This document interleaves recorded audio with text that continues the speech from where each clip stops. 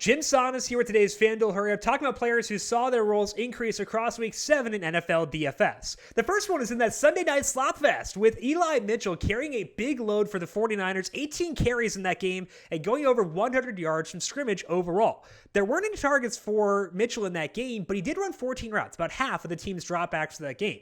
So although JaMychal Hasty will get the third down work, it's not as if Mitchell's a total zero in the passing game. This is going to be an efficient rushing game. They trust Mitchell to tote that rock a lot, and that does matter quite a bit. Mitchell's salary still below $6,000 for week 8, and that makes him usable in NFL DFS. Number 2 is Kyle Pitts, the rookie tight end for the Falcons, getting big usage once again in week number 7. He got a big game in that London game, but there was no Calvin Ridley for that week. Ridley was back in week number 7, but it didn't matter. Pitts still had 8 total targets, 4 of those really 16 yards downfield, and he converted with a $163 through the air. Pitts is $6,800 in week number 8, but he's worth that. He is the highest salary tight end in the slate, but I think that he's fully deserving of that. So Kyle Pitts, a guy on whom we want to buy high after heavy usage once again in week number 7. Number 3 was a disappointing team, but Khalil Herbert had great usage for the Chicago Bears. A 79% snap rate in that game, 18 carries, 5 targets, and he converted for 133 yards in scrimmage. That was a tough matchup for Herbert and the Bears,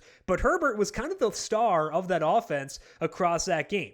They're still in the David Montgomery for this Bears backfield. Damian Williams seems to have been pushed to the side. It feels like Herbert is going to control this backfield for the time being for Chicago, and probably going to look pretty good doing it. Herbert's salary up to $6,500 in week 8, but based on the role he played this past week, he does still seem to be fully worth that. So Khalil Herbert, stock up heading into week number 8. That's all we got here for today on the FanDuel Hurry Up. I am Jim Sonas saying so long. We'll talk to you once again later on this week to get you set for week number 8 in the NFL.